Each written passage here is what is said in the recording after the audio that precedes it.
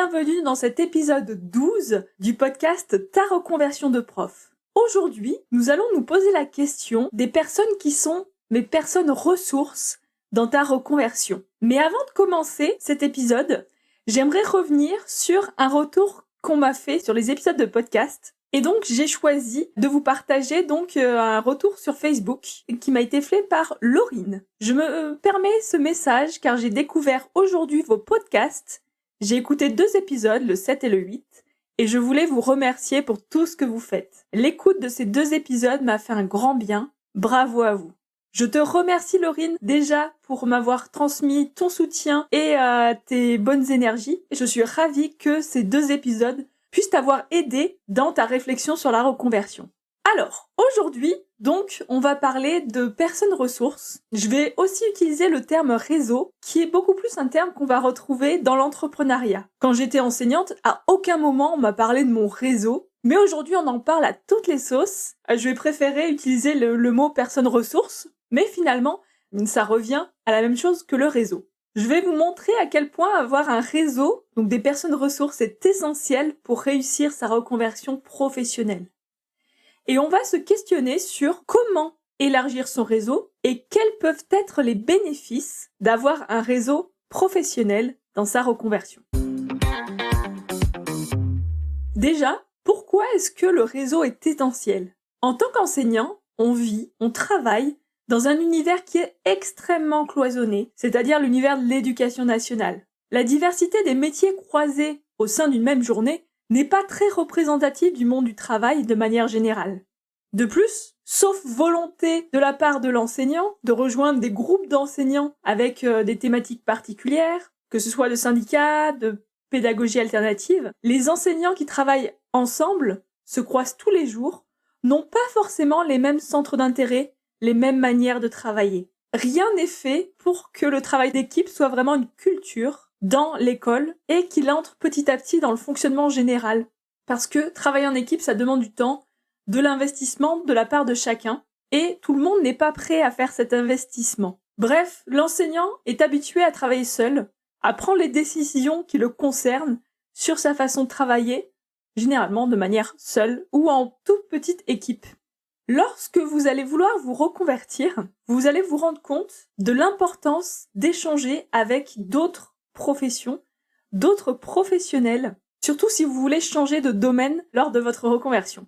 Parce qu'en fait, quand on veut se reconvertir, on peut passer des journées entières à se poser des questions, à recenser ses pensées, ses interrogations, se perdre sur Internet, à rechercher des informations et du coup à tomber sur des sources qui sont complètement différentes de ce qu'on cherchait à la base.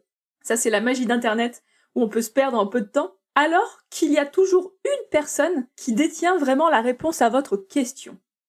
Et imaginez seulement le temps et l'énergie que vous pouvez gagner à demander ou à poser votre question à la bonne personne. Alors c'est ça, déterminer quelles sont les personnes ressources, c'est vraiment voir quelles sont les opportunités, qui a accès à des informations dont on aurait besoin pour permettre d'élargir nos horizons, nos possibilités, mais également être un support émotionnel, accéder à des ressources et à de l'inspiration. Un exemple qui me vient en tête, parce qu'on a déjà parlé d'inspiration, c'est le podcast Avant j'étais prof, de Florence, qui présente des témoignages d'enseignants qui se sont reconvertis, et grâce à son podcast, de nombreuses mises en relation entre des enseignants qui étaient demandeurs d'informations et des personnes qui avaient ces informations ont pu être faites. Donc je vous renvoie à l'épisode 8 sur comment s'inspirer de la reconversion des autres pour réussir sa propre reconversion. Qu'est-ce qu'on peut gagner grâce aux personnes ressources ?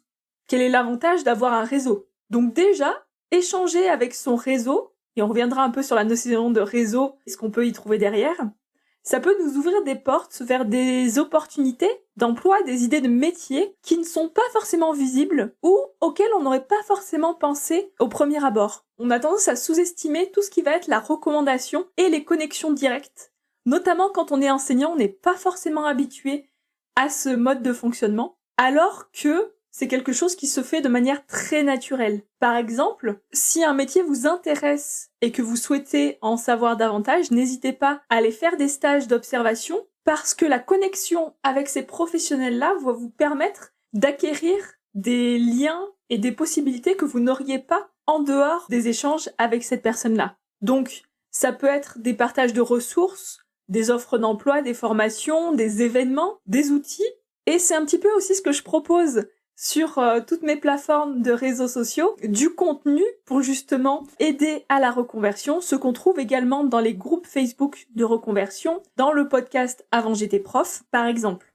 Le réseau peut être aussi une très bonne source, comme on l'a dit, de conseils et d'inspiration. Donc pouvoir échanger avec des personnes qui sont déjà passées par ce que vous avez vécu, et également de se dire, si eux sont passés par là, peut-être que cette porte peut m'être ouverte. Ça vous ouvre les perspectives par rapport aux possibilités face à un obstacle. Le réseau a enfin une très grande utilité. Ces personnes ressources vont être des soutiens émotionnels. On va être plutôt dans le réseau proche, puisque pendant la reconversion, vous allez être face à de nombreuses émotions qui sont pas forcément faciles à gérer, et pouvoir échanger soit avec des amis, avec de la famille, ou avec des personnes qui vous comprennent, qui sont passées par là, ou qui sont simplement enseignants et qui imaginent comment est-ce que vous pouvez vivre la situation, c'est déjà super important pour tenir dans le temps et arriver à mener à bien votre projet. Donc c'est vraiment comme si vous aviez un cercle de confiance pour vous aider à maintenir la motivation et à surmonter vos doutes. Alors, quelles peuvent être vos personnes ressources ? Déjà, dans votre cercle proche, vous avez tout ce qui va être votre famille, vos amis et toutes les personnes qui peuvent vous comprendre et accepter vos choix. Par rapport à ce qui est de la famille, notamment de la famille très proche, parfois elles peuvent avoir tendance à focaliser leurs peurs et à vous les transmettre, parce qu'en fait elles s'inquiètent simplement pour vous. Mais malheureusement, cette inquiétude-là, vous pouvez également la ressentir et l'intégrer, et ça va vous empêcher d'avancer. Donc, bien choisir les personnes auxquelles vous vous confiez, qui sont dans votre cercle proche. Ensuite, dans le cadre de l'éducation nationale, on va avoir plusieurs personnes, plusieurs entités qui vont être des personnes ressources pour votre projet. Alors, dans un premier temps, je citerai quand même le RH mobilité ou conseiller mobilité carrière, qui est la personne, normalement, qui connaît au mieux les dispositifs de départ. Je sais, après plusieurs échanges avec d'autres enseignants, que parfois les expériences avec les RH mobilité sont compliquées, voire décevantes. Ça dépend vraiment des personnes, donc ne vous bloquez pas. Tentez l'expérience. Ça peut être une très bonne chose d'avoir le soutien du RH mobilité, notamment lors d'une demande de rupture conventionnelle, par exemple. Mais sachez que parfois, ce sont des personnes qui arrivent à ce poste sans vraiment être formées et qui finalement ne vont pas vraiment vous apporter grand-chose. Donc, c'est quand même le premier point d'appui, je dirais, dans l'éducation nationale pour votre reconversion. Ensuite, je vais citer les syndicats, parce qu'également, eux ont une très bonne connaissance des dispositifs de départ. Certains, d'ailleurs, organisent des événements sur la reconversion. Donc, par exemple, en décembre 2023, j'ai été invitée à témoigner lors d'un colloque syndical sur la reconversion pour parler de mon parcours et notamment de la demande de rupture conventionnelle que j'ai fait en 2022. Et donc, ils organisaient également des ateliers auxquels vous pouvez s'inscrire sur différentes thématiques. En plus de ça, les syndicats peuvent être des appuis lors des entretiens avec notamment le DRH, si vous êtes amené à entrer en contact avec celui-ci, que ce soit pour une demande de rupture conventionnelle ou que ce soit pour quelque autre demande. C'est aussi leur rôle d'être une tierce personne présente pendant l'entretien pour vous accompagner, pour vous aider et justement vous permettre de vous sentir plus à l'aise face à la hiérarchie. Ensuite, il va y avoir tout ce qui va être le pôle médical de l'éducation nationale. Donc dans chaque département, vous avez au minimum un médecin du travail qui peut vous recevoir en cas de problématiques de santé, en cas de baisse de morale, en cas de questionnement. Vous avez également donc un service d'assistante sociale et vous pouvez également contacter l'AMGEN qui a un service également d'écoute qui pourrait vous aider à traverser une phase un peu difficile.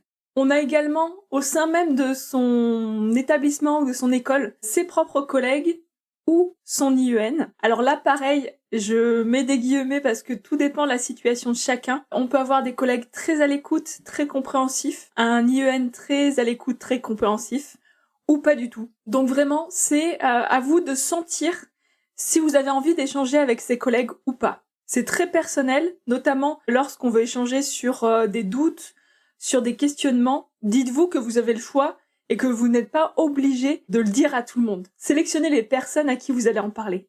Par rapport au réseau, donc un réseau professionnel dont on entend beaucoup parler, c'est LinkedIn, que les enseignants connaissent mais de très loin, parce que généralement ils n'ont pas besoin de passer par cette plateforme-là pour être embauchés dans l'éducation nationale.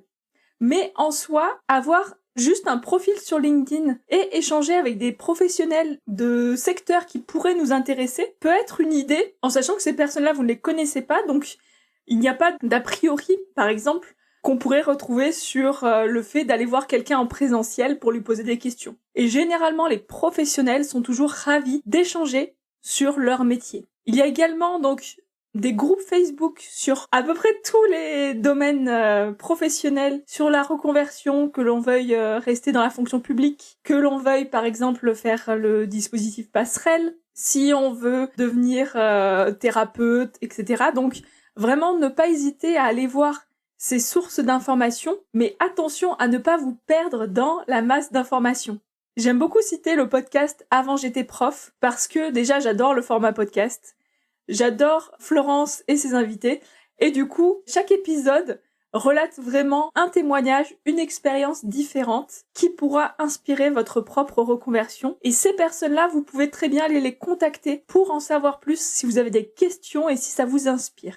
Il existe également des événements pour élargir son réseau, donc notamment des salons de la reconversion. N'hésitez pas justement à aller pousser la porte de ces salons, à aller explorer ces pistes-là. Il y a également des événements qui sont faits par la Chambre de commerce et d'industrie sur l'entrepreneuriat. Si ça vous intéresse, parfois les événements sont gratuits. Pôle emploi organise de nombreux événements en lien avec l'emploi, justement, donc qui vous permettront d'aller tirer des ficelles et petit à petit de tisser votre propre reconversion. On pourrait se poser la question de comment est-ce qu'on peut échanger avec des professionnels. Déjà, j'en avais parlé avec une enseignante lors d'une séance. Un des réseaux qu'on utilise, pas forcément directement, mais qui est le plus facile à utiliser, c'est son réseau proche. Pour la petite histoire, elle s'intéressait au métier de nutritionniste.